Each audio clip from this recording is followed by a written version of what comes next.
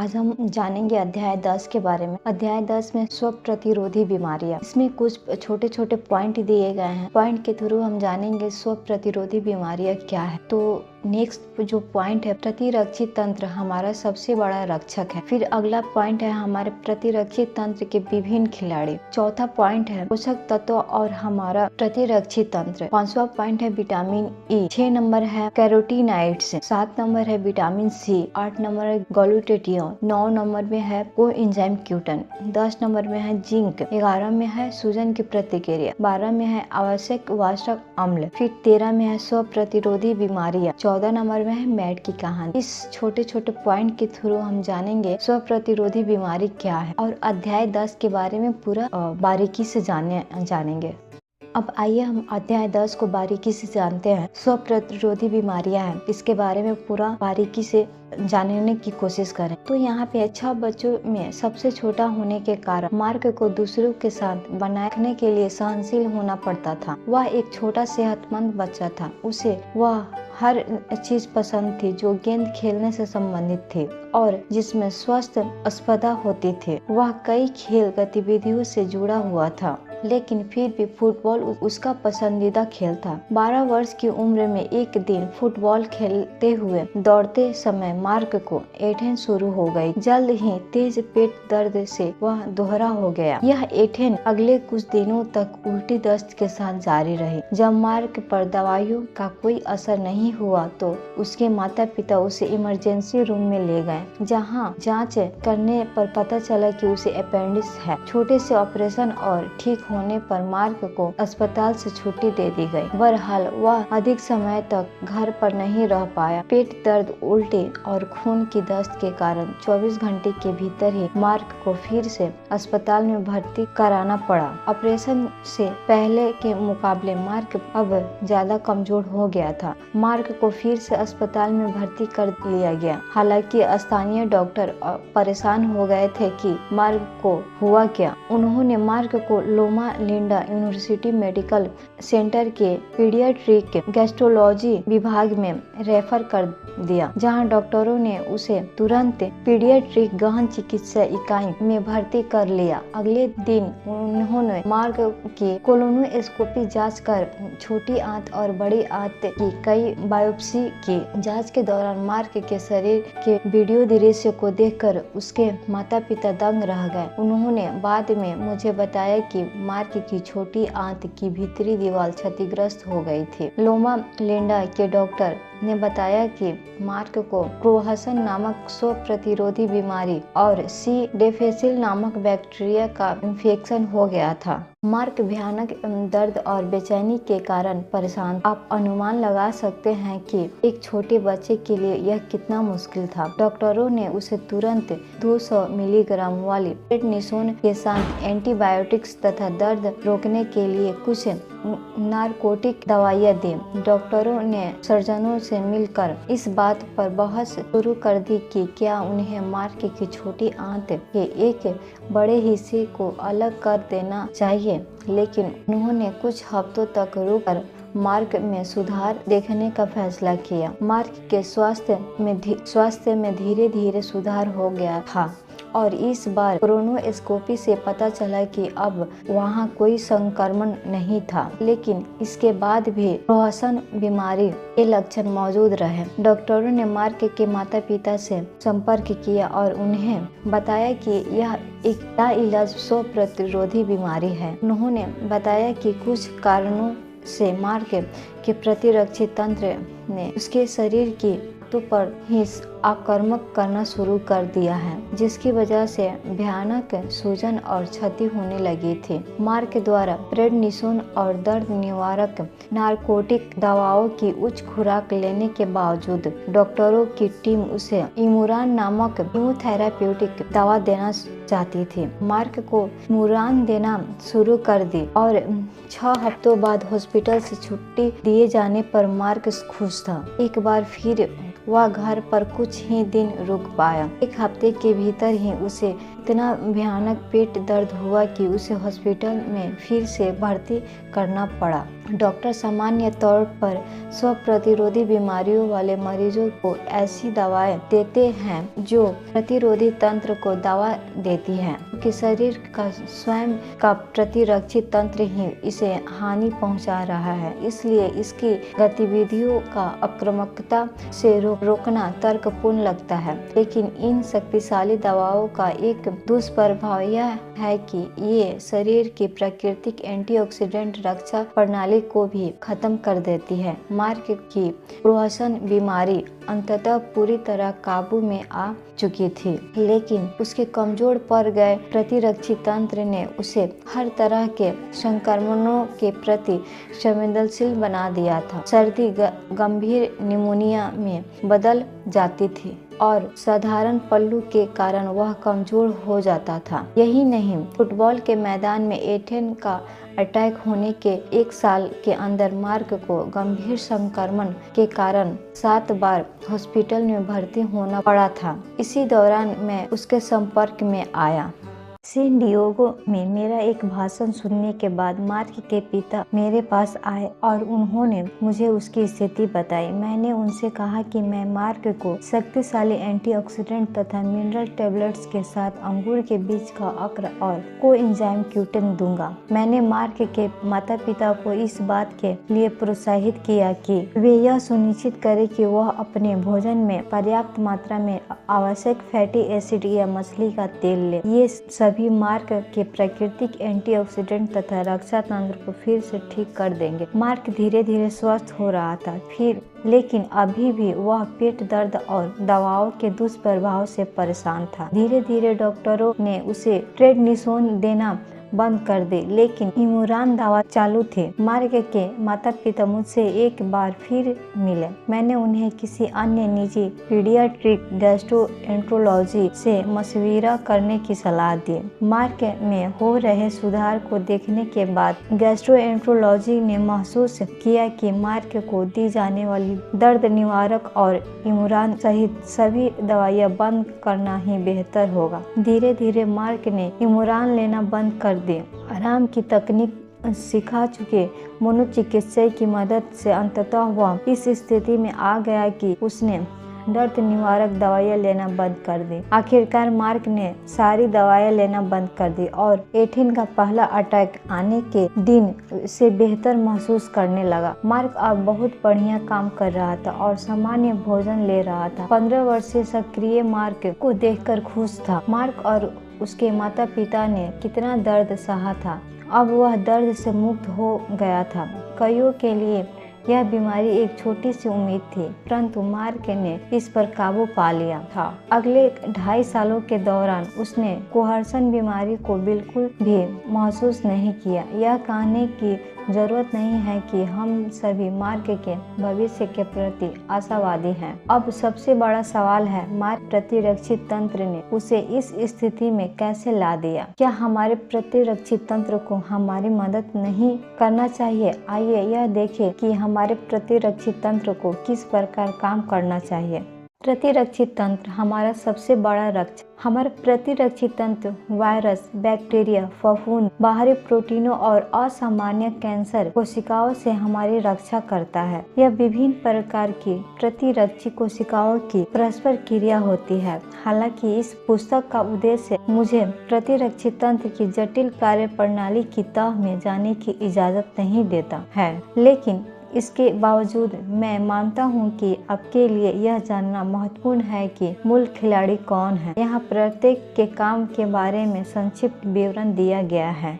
अब हम जानेंगे प्रतिरक्षी तंत्र के विभिन्न खिलाड़ी के बारे में। मैक्रोफेगस वे सफेद कोशिकाएं हैं जो रक्षा की पहली पंक्ति बनाती हैं। ये किसी भी बाहरी आक्रमणकारी पर तेजी से आक्रमण कर सकती है और उसे चट कर सकती है, लेकिन कभी कभी मैक्रोफेगस का इन बाहरी तत्वों से जुड़ना तय नहीं रहता है। निश्चित रूप से ये अपने ही शरीर के किसी हिस्से को नष्ट नहीं करना चाहते हैं। यह तब होता है जब ये टी हेल्पर हेल्पर कोशिकाओं की मदद के लिए बुलाए जाते हैं। टी हेल्पर सफेद कोशिकाओं के समूह लिम्फोसाइट से बनती है। यह कोशिका मैक्रोफेगस के पास आती है और इससे जुड़ जाती है। यह मैक्रोफेगस की यह समझने में मदद करती है कि उससे जुड़ा तत्व दोस्त है या दुश्मन। यदि टी हेल्पर कोशिका तत्व की पहचान दुश्मन के रूप में करती है तो यह साइटोकाइनेस नामक हार्मोन स्रावित करने लगेगी, जिससे प्रतिरक्षी तंत्र प्रभावी रूप से काम करना शुरू कर देता है। इससे बी कोशिकाएं सक्रिय हो जाती है तथा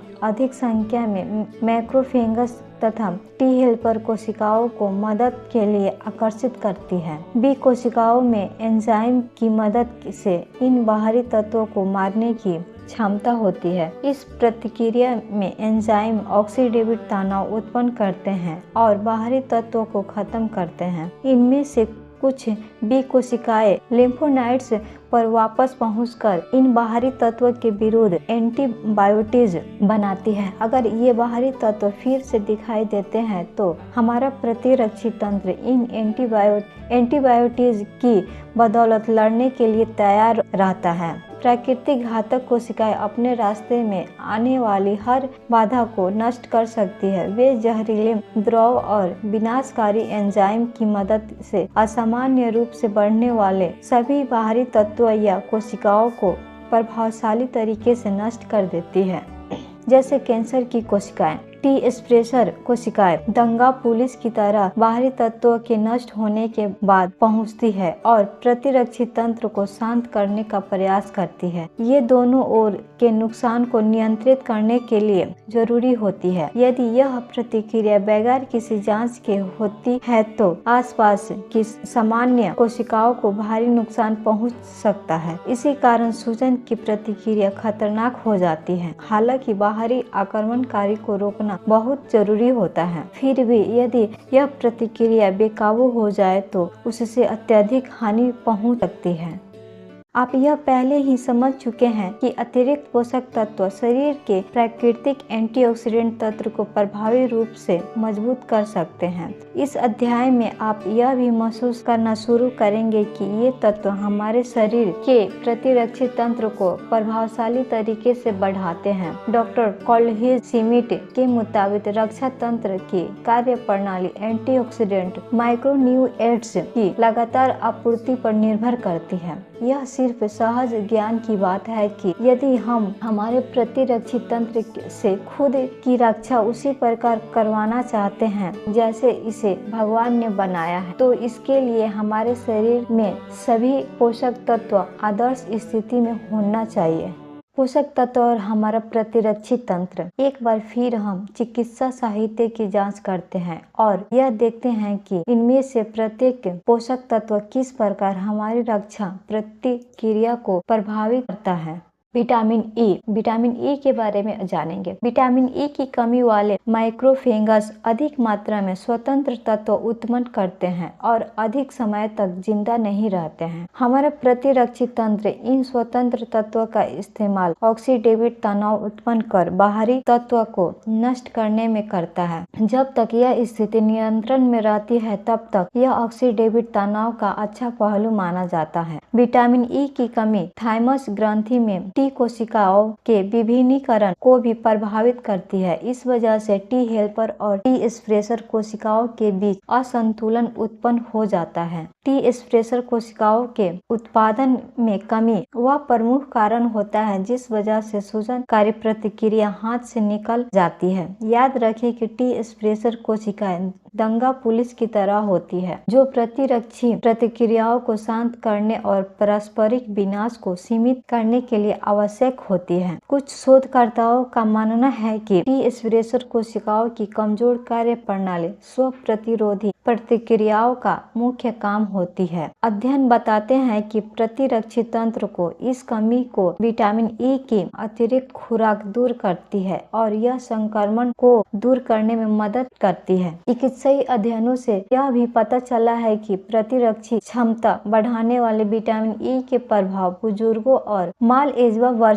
सिंड्रोम से पीड़ित लोगों में ज्यादा होते हैं। उदाहरण के लिए मार्क के मामले में छोटी आंत और बड़ी आंत दोनों प्रभावित थी, इसलिए वे पोषक तत्वों का अवशोषण ठीक प्रकार से नहीं होता था। विटामिन ई के पोषक तत्व कॉर्टिसोल के इम्यूनोप्रेसिव प्रभाव से भी रक्षा कर सकते हैं, जो तनाव की स्थिति में स्रावित होते हैं। अब हम जानेंगे कैरोटीनॉइड्स के बारे में। कैरोटीनॉइड्स का महत्वपूर्ण गुण यह है कि ये प्रतिरक्षी तंत्र के आसपास के सामान्य ऊतकों को सूजनकारी प्रतिक्रिया में होने वाले अधिक नुकसान से बचाने में सक्षम होते हैं। कैरोटीनॉइड का पोषण टी हेल्पर कोशिकाओं तथा प्राकृतिक मारक कोशिकाओं की संख्या और प्रभाव में वृद्धि कर सकता है। इसके बारे में आप पहले ही जान चुके हैं कि यह कैंसर कोशिकाओं के विरुद्ध हमारे रक्षा तंत्र का महत्वपूर्ण हिस्सा बनता है। इससे हमारा प्रतिरक्षी तंत्र ट्यूमर के प्रति अधिक सजग हो जाता है।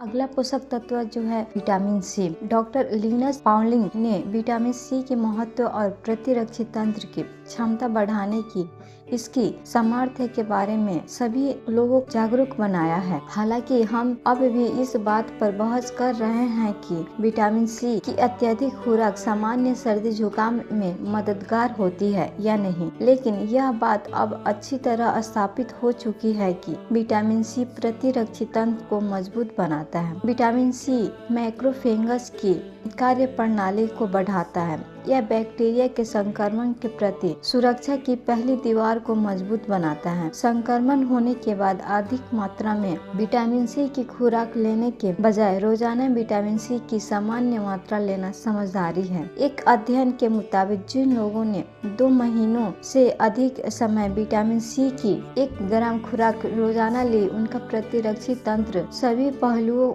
में मजबूत हुआ। विटामिन सी में विटामिन ई के पूर्ण निर्माण की क्षमता भी होती है। साथ ही यह प्लाज्मा में मौजूद अत्यधिक स्वतंत्र तत्वों से निपटने में भी सक्षम होता है। ये दोनों गुण विटामिन सी की प्रतिरक्षी तंत्र को उत्पन्न करने की क्षमता को बढ़ाते हैं। ग्लूटेटियन के आवश्यक तत्व N-एसिटाइल L-सिस्टीन, सेलेनियम, नियासिन और विटामिन B2 से संपूर्ण प्रतिरक्षी तंत्र मजबूत होता है। यहाँ तक कि LIV संक्रमित मरीजों में भी इसके सकारात्मक प्रभाव देखे गए हैं। इसके बाद हम जानेंगे कोएंजाइम Q10 के बारे में। जैसे जैसे हमारी उम्र बढ़ती है, शरीर में कोएंजाइम Q10 की मात्रा कम होने लगती है, जिससे माइटोकॉन्ड्रिया ऑक्सीडेटिव क्षति के प्रति अधिक संवेदनशील हो जाता है। प्रतिरक्षी तंत्र के सुचारू कार्य करते रहने के लिए कोएंजाइम Q10 बहुत जरूरी होता है, क्योंकि यह प्रतिरक्षी तंत्र की कोशिकाओं में ऊर्जा उत्पन्न में महत्वपूर्ण भूमिका निभाता है। कोएंजाइम Q10 की अतिरिक्त खुराक इन समस्याओं को पलट देती है और प्रतिरक्षी तंत्र में उल्लेखनीय सुधार होता है। अब हम जिंक के बारे में जानेंगे। प्रतिरक्षी तंत्र के प्रत्येक काम के लिए जिंक आवश्यक होता है। इसकी कमी प्रतिरक्षी तंत्र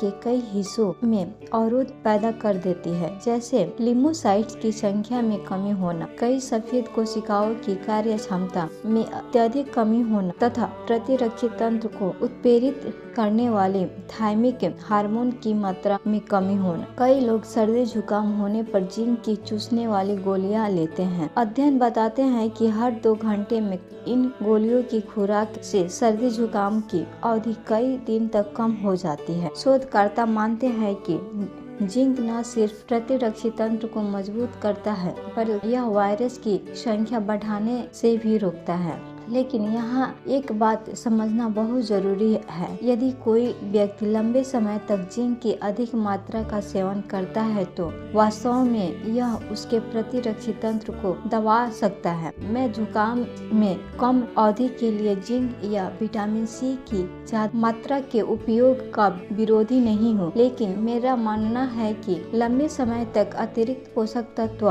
के रूप में इसकी पर्याप्त मात्रा का उपयोग एंटीऑक्सीडेंट तंत्र और प्रतिरक्षी तंत्र के लिए बेहतर होता है। जब हमारे प्रतिरक्षी तंत्र के सभी हिस्से ठीक प्रकार से अपनी पूरी क्षमता अनुसार काम करते हैं तो स्वाभाविक है हमारा शरीर स्वस्थ रहता है। बच्चे 6 महीनों के भीतर अतिरिक्त पोषक तत्वों के द्वारा प्रतिरक्षी तंत्र को बेहतर बना लेते हैं। बुढ़ापा सामान्य तौर पर प्रतिरक्षी तंत्र के कमजोर पड़ने से संबंधित होता है, जिस कारण शरीर में तेजी से संक्रमण फैलता है और यह गंभीर होता है। वास्तव में संक्रमण अधिक आयु में मृत्यु का चौथा सबसे बड़ा कारण है। द ब्रिटिश लैंसेट में हाल ही में एक शोध का उल्लेखनीय किया गया, जिसमें अधिक मात्रा के रोगियों के एक समूह ने पर्याप्त मात्रा में अतिरिक्त पोषक तत्व के लिए और दूसरे समूह में सामान्य गोलियां। जिन रोगियों ने पर्याप्त मात्रा में अतिरिक्त पोषक तत्व लिए, उनमें गोलियां लेने वाले रोगियों के मुकाबले संपूर्ण प्रतिरक्षी तंत्र प्रतिक्रिया में बढ़ोतरी हुई और उन्हें गंभीर संक्रमण भी कम हुआ। अतिरिक्त पोषक तत्वों की मदद से उनके प्रतिरक्षी तंत्र को मजबूत बढ़ाने में लगभग 1 साल लगा, लेकिन आखिर में इसके फायदे नाटकीय थे। कई अध्ययनों के साथ यह अध्ययन इस बात को प्रमाणित करता है कि हमारा प्रतिरक्षी तंत्र एंटीऑक्सीडेंट रक्षा तंत्र की तरह ही इन सूक्ष्म पोषक तत्वों पर निर्भर करता है। सूजन की प्रतिक्रिया। अभी तक इस पुस्तक में आप देख चुके हैं कि सूजन एक गंभीर दुश्मन है। आप यह समझ चुके हैं कि हृदय रोग वास्तव में सूजनकारी बीमारी है, न कि कोलेस्ट्रॉल की बीमारी। मार्क की विनाशकारी समस्या भी उसकी आंतों में सूजन का परिणाम थी। अध्याय 11 में आप पढ़ेंगे कि हम में से लाखों लोगों के जोड़ों में बढ़ती हुई सूजन के कारण आर्थराइटिस विकसित हो रहा है और अस्थमा का मुख्य कारण भी आवश्यक रूप से सूजन ही है। हम में से अधिकतर लोगों के शरीर में दुश्मन बहुत अधिक सूजन बनी रहती है। हमें इस अधिक सूजन को सामान्य बनाने की आवश्यकता है और अतिरिक्त पोषक तत्व की इसमें महत्वपूर्ण भूमिका होती है। सूजन की प्रतिक्रिया अनेक जटिल घटनाओं की श्रृंखला का परिणाम होती है। इस क्रिया में प्रतिरक्षी तंत्र भी शामिल होता है, जो अत्यधिक मात्रा में स्वतंत्र तत्व, विनाशकारी एंजाइम और सूजनकारी साइटोकाइनेस उत्सर्जित करता है। अभी तक हमने सामान्य प्रतिरक्षी प्रतिक्रियाओं को समझा है, लेकिन अब हमें इन साइटोकाइनेस द्वारा होने वाली गंभीर सूजन प्रतिक्रियाओं में से निपटने की प्रतिक्रिया को समझने की आवश्यकता है। एंटीऑक्सीडेंट की अतिरिक्त खुराक हमारा सबसे बेहतर हथियार है। ये हमारे प्रतिरक्षी तंत्र को मजबूत कर सूजन प्रतिक्रियाओं को नियंत्रित करने में मदद करते हैं। इसके साथ ही एंटीऑक्सीडेंट सुरक्षा तंत्र का भी निर्माण करते हैं, जो सामान्य कोशिकाओं को सूजन से होने वाली क्षति से बचाते हैं। बहरहाल, इस सूजन प्रतिक्रिया के एक अन्य महत्वपूर्ण पहलू पर भी नजर डालने की आवश्यकता है। यह है हमारे शरीर का प्राकृतिक प्रति सूजनकारी तंत्र। यह सही है, जब आप एडविल ले रहे हो तो क्या कभी आपने यह सोचा है कि आपका शरीर स्वयं ही एंटी इंफ्लेमेटरी उत्पादों का निर्माण करता है? आइए देखते हैं कि ये उत्पाद कौन से हैं। आवश्यक वसा अम्ल। सभी प्रकार में वसा हानिकारक नहीं होते हैं। दरअसल आवश्यक वसा का मतलब सिर्फ इतना है जो शरीर के लिए जरूरी हो। शरीर इन वसा का निर्माण खुद नहीं कर सकता है, इसलिए हमें इन्हें भोजन के जरिए लेना होता है। शरीर इन वसाओं का इस्तेमाल स्वास्थ्य कोशिकाएं, झिल्लियों तथा विशेष प्रकार के हार्मोन जैसे प्रोस्टाग्लैंडिन्स के निर्माण के लिए करता है। 2 सबसे महत्वपूर्ण वसा अम्ल ओमेगा 3 और ओमेगा 6 होते हैं, जिन्हें क्रमशः अल्फा लिनोलेइक एसिड और लिनोलेइक एसिड कहा जाता है। हमारा शरीर ओमेगा 3 वसा अम्ल में प्रोस्टाग्लैंडिन्स में बदल देता है, जो प्राथमिक रूप से एंटी इन्फ्लेमेटरी तत्व होता है। ओमेगा 6 वसा अम्ल से बना प्रोस्टाग्लैंडिन प्राथमिक तौर पर इन्फ्लेमेटरी होता है। सामान्य तौर पर ओमेगा 6 और ओमेगा 3 वसा अम्ल का भोजन में स्वीकृत अनुपात 4:1। इसका मतलब यह हुआ कि हमें भोजन में ओमेगा 3 की तुलना में ओमेगा 6 की 4 गुनी मात्रा लेनी चाहिए। ओमेगा 6 वसा अम्ल पश्चिमी भोजन में प्रचुरता में पाए जाते हैं। ये मांस, दूध उत्पादों तथा प्रसंस्कृत खाद्य पदार्थों में मिलते हैं। वही ओमेगा 3 वसा अम्ल हमें वनस्पति तेल जैसे सोयाबीन, कलोना, कद्दू, अलसी के तेल आदि से मिलता है। यह वसा ठंडे पानी की मछलियों जैसे मैक्रेले, सार्डाइन्स, सैल्मन तथा ट्यूना में भी पाया जाता है। इस तरह आप अनुपात लगा सकते हैं कि एक औसत अमेरिकी ओमेगा 3 की तुलना में ओमेगा 6 की कुछ अधिक मात्रा लेता है। हम अमेरिकी औसतन अपने भोजन में इन वसाओं को अनुपात 20:1 या फिर 40:, इसके परिणाम स्वरूप हमारे शरीर में एक अनुपात में लेते हैं। इन्फ्लेमेटरी उत्पादकों का निर्माण एंटी इन्फ्लेमेटरी उत्पादकों की अपेक्षा अधिक होने लगता है। हमारा शरीर बहुत अधिक सूज जाता है। इन वसा अम्लों की खपत में असंतुलन के कारण शरीर में बनने वाले हार्मोन्स का संतुलन भी गड़बड़ा जाता है। इसी कारण औद्योगिक विश्व में काम करने वाले कई लोगों को इस अनुपात को संतुलित करने के लिए मछली के तेल और अलसी के तेल को अतिरिक्त पोषक तत्व के रूप में लेने की आवश्यकता होती है। एक अनजान तथ्य यह भी है, आवश्यक वसा में शरीर के कुल कोलेस्ट्रॉल स्तर तथा एलडीएल कोलेस्ट्रॉल के स्तर को घटाने की क्षमता भी होती है। इसका मतलब यह है कि सभी वसाओं का निर्माण एक सामान्य नहीं होता है। इसलिए मैं अपने मरीजों को न सिर्फ ओमेगा 3 के अतिरिक्त खुराक लेने की सलाह देता हूँ, बल्कि संतृप्त वसा का सेवन कम करने की भी सलाह देता हूँ। जब आप इन दोनों प्रयासों पर एक साथ अमल करते हैं तो शरीर की सूजन तुरंत नियंत्रित हो जाती है और शरीर में कोलेस्ट्रॉल का स्तर सुधर जाता है। कई अध्ययनों से यह बात प्रमाणित हो चुकी है कि रूमेटाइड अर्थराइटिस, चर्म रोग, हृदय रोग, मल्टीपल स्क्लेरोसिस और सूजन वाली किसी भी बीमारी के मरीज जब इन आवश्यक वसाओं का सेवन करते हैं तो उनमें उल्लेखनीय सुधार होता है। यह आपके स्वास्थ्य को बनाए रखने या खोए हुए स्वास्थ्य को फिर से पाने का एक महत्वपूर्ण पहलू है। हमने अभी तक प्रतिरक्षी तंत्र के विभिन्न पहलुओं को देखा और उनके कार्य करने की प्रवृत्ति देखी। हमने यह भी देखा कि सामान्य सूजनकारी प्रतिक्रिया से क्या परेशानी होती है, लेकिन अब हमें इसके सबसे बदतर पहलू जानने की आवश्यकता है। क्या होता है जब हमारा प्रतिरक्षी तंत्र विद्रोह कर देता है और हमारे ही शरीर की आक्रमण करने लगता है। अब हम जानेंगे स्व प्रतिरोधी बीमारियां के बारे में। आपने यह कहावत सुनी होगी, व्यक्ति की सबसे बड़ी ताकत ही उसकी सबसे बड़ी कमजोरी भी होती है। यह बात प्रतिरक्षी तंत्र के मामले में सटीक बैठती है। कई शोधकर्ता मानते हैं कि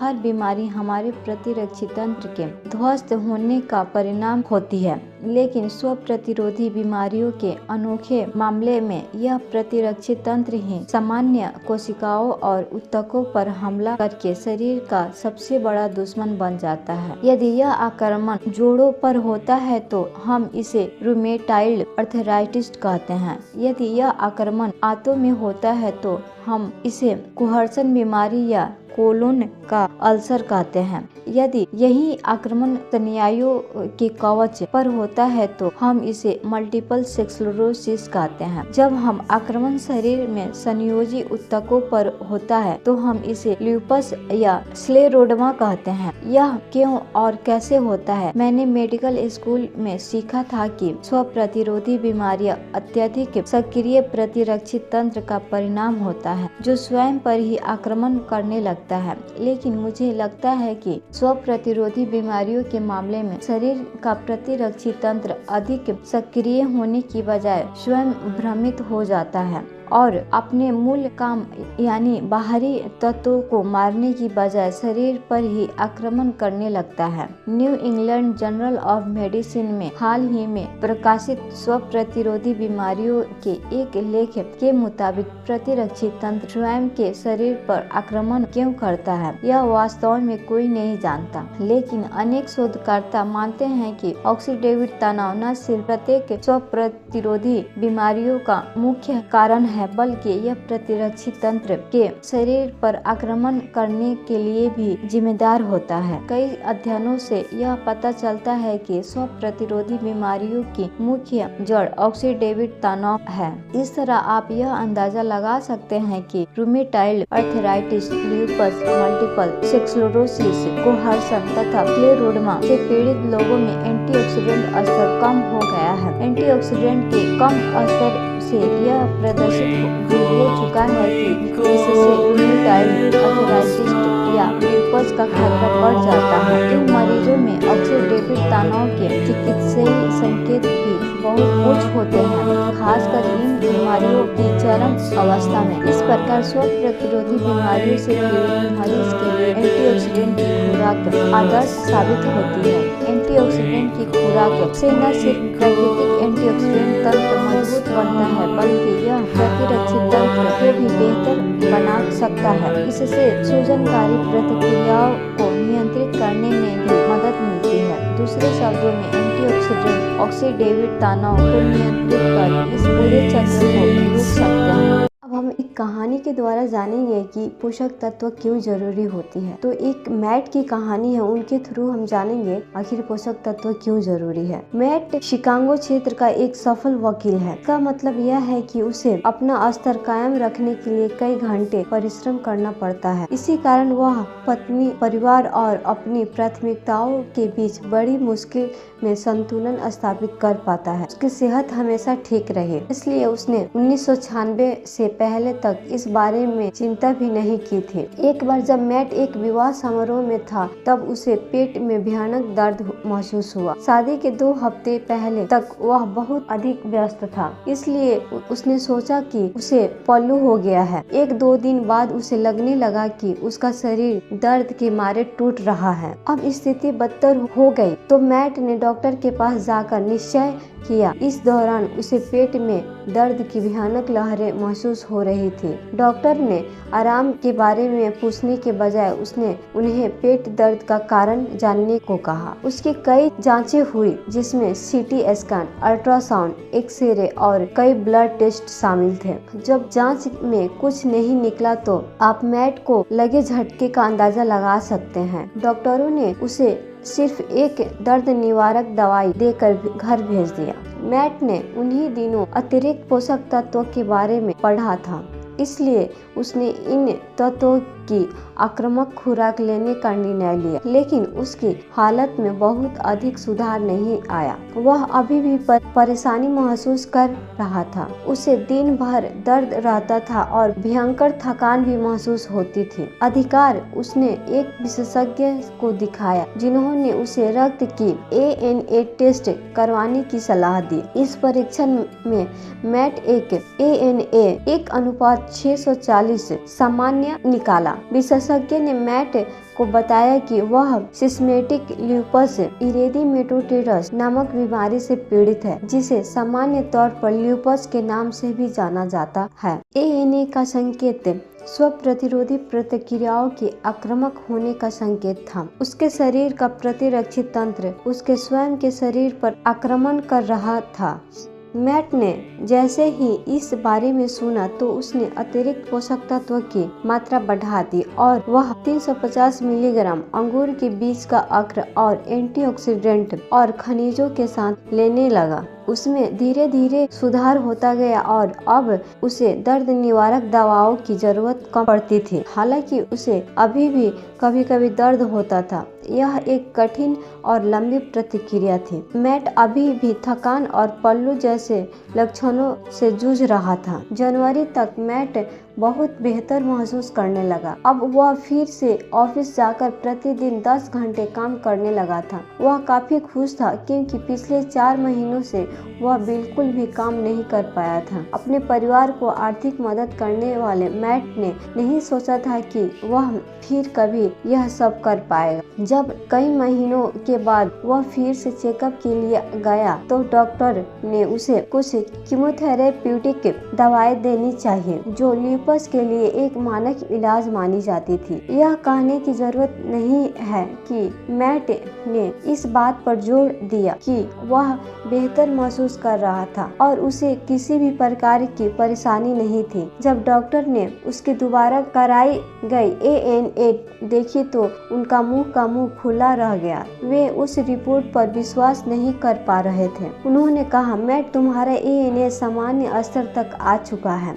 यह अब 1:40 हो गया है। डॉक्टर ने मैट को बधाई दी और कहा कि वह उसके डॉक्टर द्वारा दी गई जा रही दवाइयों को लेना जारी रखे। जब मैट ने उन्हें बताया कि वह किसी भी प्रकार की दवाई नहीं ले रहा था तो उन्होंने कहा कि मैं नहीं जानता कि तुम क्या कर रहे हो, लेकिन जो भी कर रहे हो उसे जारी रखो। मैट अब लगातार बेहतर होता जा रहा है। पिछले 5 सालों में वह कभी बीमार नहीं पड़ा और उनका ANA टेस्ट भी निगेटिव ही है। वास्तव में अब महसूस कर रहा है, हालांकि उसे पता है कि यह सच नहीं है, लेकिन उसे लगातार लगता है कि उसे अब ल्यूपस नहीं है। उसके लक्षण वापस आ भी सकते हैं और नहीं भी। कोई भी कुछ निश्चित नहीं कह सकता, लेकिन एक बात तो तय है कि मैट अब भी अपने स्वास्थ्य के प्रति लापरवाही नहीं बरतेगा।